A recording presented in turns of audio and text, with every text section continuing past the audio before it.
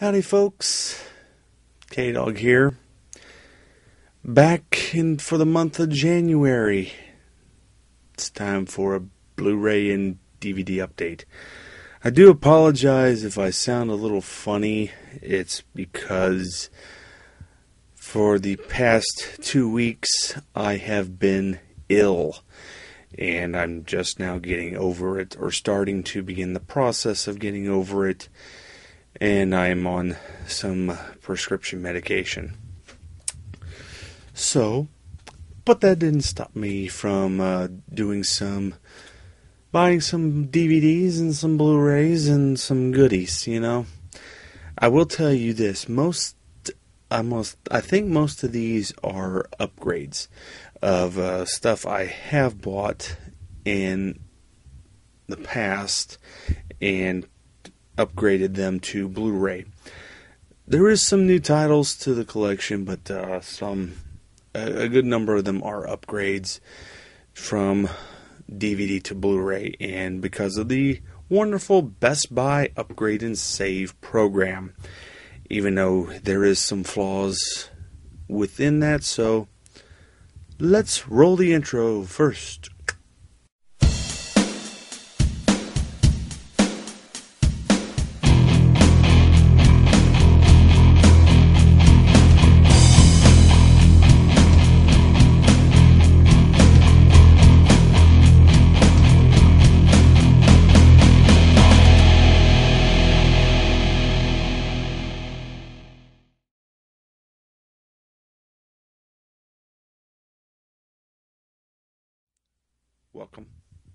Welcome on back. Okay, without further ado, we'll dive right in here. 300, The Complete Experience is the first Blu-ray, and it is the Blu-ray Digibook. I did upgrade, yes, but the reason why I got this was because it was on sale. It was on sale for $10.99 at Best Buy for a brief period. They had a sale on some Blu-ray digibooks. This was one of them. And there's the Blu-ray right there. And it has some nice artwork and some instructions about the Blu-ray itself, and some nice pictures and behind the scenes photography and some concept art and whatnot. Yeah, Blu-ray, or the 300, The Complete Experience on Blu-ray. I will tell you this in terms of the bonus features. If you have the 2-disc DVD, they are essentially on this. It is all compressed down onto one disc. But I had the single disc edition. My brother had the 2-disc edition, and he paid a lot less, which I was kind of, just to have this cool digibook in here. I mean, look at that thing. It's crazy. Next up, a complete brand new movie. Gotta have Cars 2, the sequel to the famous Cars by Disney Pixar. Can't really say too much about it. It's Larry the Cable Guy was really made for Mater. That's all I gotta say. And it's a lot of fun. It's so far, only one Pixar movie has really disappointed me, and that was A Bug's Life. I never cared for A Bug's Life. Everything else I've liked. It's just A Bug's Life I thought was... Next one up, just upgraded it today, and I gotta say, this is one I should have picked up and upgraded a long time ago, and found some way to get rid of the DVDs. And it's Close Encounters of the Third Kind, the 30th Anniversary Edition. The reason why is because this is a great demo disc. If you are looking for something that what Blu-ray has the full potential of doing, this is it. Also, any of the Disney Pixar movies, those are great demo discs as well. Like, especially with, Cars 2, Wall-E, Toy Story, any of those, because they're taking from the original digital source. But when it comes to Close Encounters, the reason why I say it's a good demo disc is because it explores the full potential of what an old movie can do and how good it can look on Blu-ray. And if you are complaining about this being too grainy, shut up. It's supposed to be grainy. That's film grain for you. And not only that, even if you have this on DVD, this is a really grainy movie to begin with. It was just the way it was filmed. And I don't know if it's the film stock that Spielberg chose or what it was, but it was the film grain. Next up is another Steven Spielberg film. And don't ask me why, I just thought it was cool to look at and have, because I'm collecting Steven Spielberg movies, and it's The Color Purple. Again, it's a digibook, part of a sale that Best Buy had on some digibooks, and there's some cast bios and some pictures in it. Like some of the other Blu-ray books that they had on sale, Citizen Kane, which was in the last one, 300, The Ultimate Experience, The Matrix, Seven, and The Exorcist was the Blu-ray books that they had on sale for $10.99, and I did partake in some of them. Next up, Courageous on Blu-ray, and I did review this movie when I saw it in the theater, and very powerful movie.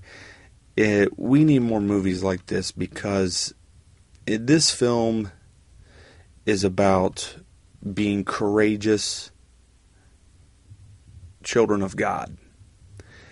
And they use the theme of fathers and how any guy can find a girl and have sex with her and have a baby. But it takes real men to be fathers. And I'll try to post a link to my review down in the description down below. So next one is another upgrade, and it's Inception. What can I say? It's Inception. It was a cool movie, and DVD was not good enough. I had to have the Blu-ray, and I forget how much I paid for this. I think I paid around $10 after the upgrade.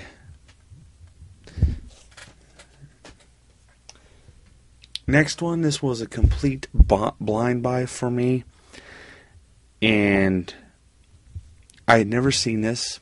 I may get some criticism for not seeing it. The 2008 The Incredible Hulk. And many people would say that this one is better than the 2003 Ang Lee film. Story-wise and action-wise, yes. CGI is about the same. Really, I prefer ILM over Rhythm and Hughes. Rhythm and Hughes did this, and overall the quality is about the same. I just wish the 2003 version was more like this, because it was just so long and drawn out, and and my things just fell over. But it was just so long, and I didn't like how they edited it. They edited it like a comic book. I didn't like that. I thought it was unnecessary. And there was all that backstory could have been cut. Oh, jeez. Next one is Real Steel. And what I gotta say about this should have been Transformers.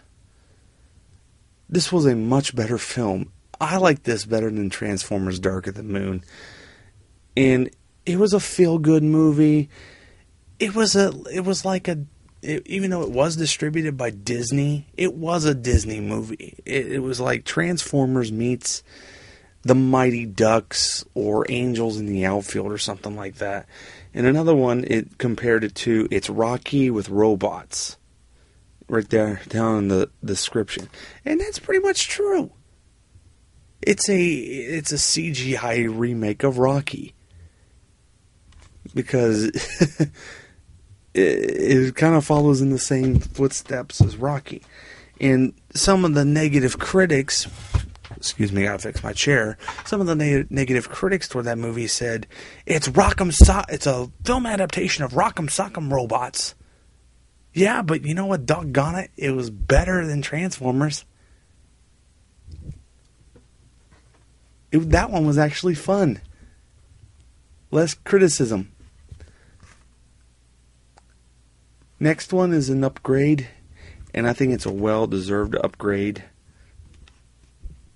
Stand By Me. Great movie. Not much, no need to say. I mean, freaking Stand By Me.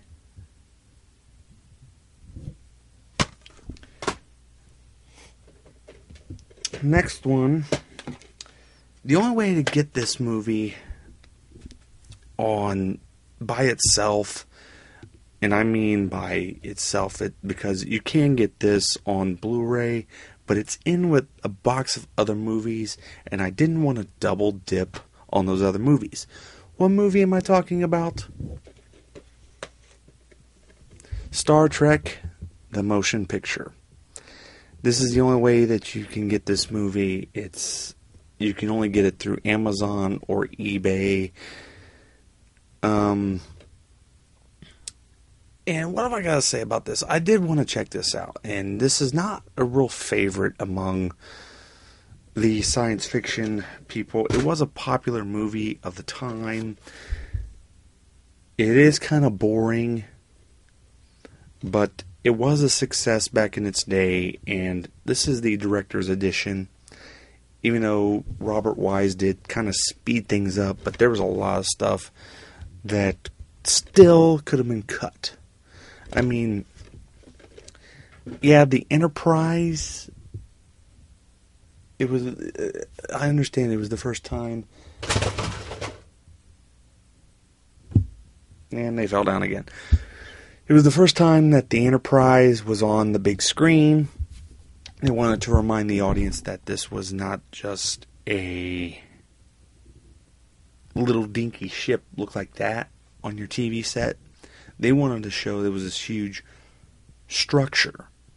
And so there's a reason why shots are so long in the movie, bum bum bum, playing the theme.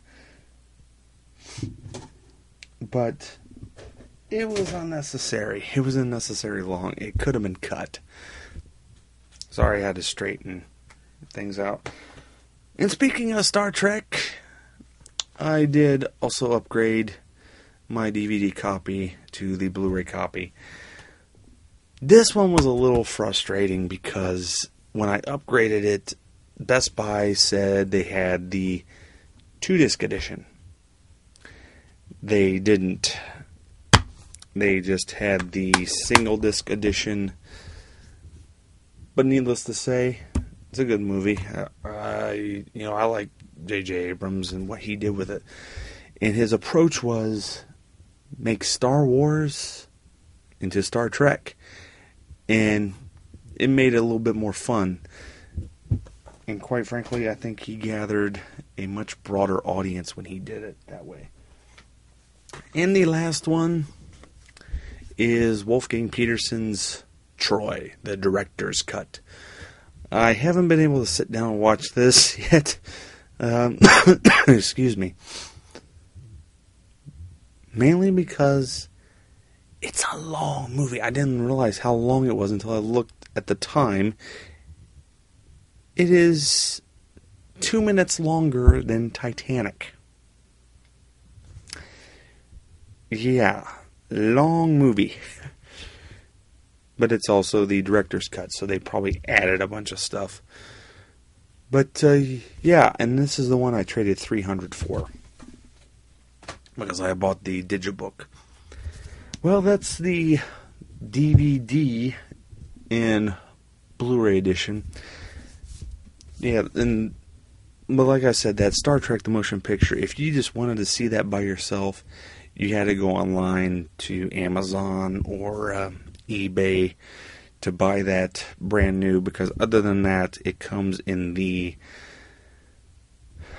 big Star Trek movie box set, which ranges from $75 to over $100, and that's just for the Kirk years. They also have the Picard years, which is around $50, and I'm not plunking down that kind of money, especially when I have a good number of those, and I don't want to double dip. As you can see, I upgraded. I traded in and got different versions. But that's it for this month. See you next month. Hopefully I have a lot more. So, see you later.